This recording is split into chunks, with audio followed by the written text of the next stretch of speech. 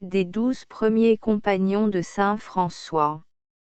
À bord, il faut considérer que le glorieux Messire saint François dans tous les actes de sa vie, fut conforme au Christ béni, car, comme le Christ, au début de sa prédication appela 12 apôtres à mépriser tout ce qui est du monde et à la suivre en pauvreté et dans les autres vertus, ainsi saint François, au début de la fondation de son ordre, choisit 12 compagnons qui embrassèrent la très haute pauvreté.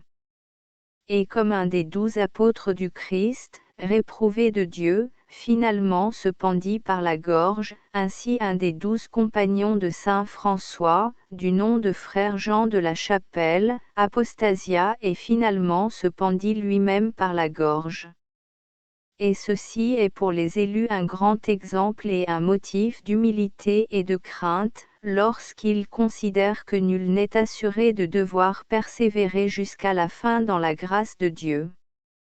Et comme ces saints apôtres furent pour le monde entier admirables de sainteté et remplis de l'Esprit Saint, ainsi ces très saints compagnons de saint François furent des hommes de telle sainteté que, depuis le temps des apôtres, le monde n'eut pas d'homme aussi admirable et aussi saint, car l'un d'eux fut ravi jusqu'à 3e ciel comme saint Paul, et celui-là fut Gilles, un autre, frère Philippe le Long, fut touché aux lèvres par l'ange d'un charbon ardent, comme le prophète Isaïe, 1.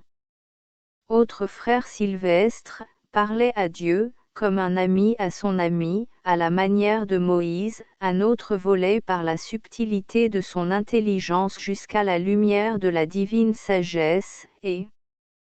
comme l'aigle, c'est-à-dire comme Jean l'évangéliste, et celui-là fut le très humble frère Bernard qui expliquait avec une très grande profondeur la Sainte Écriture, un autre fut sanctifié par Dieu et canonisé dans le ciel alors qu'il vivait encore sur la terre, et celui-là fut frère Rufin, gentilhomme d'Assise.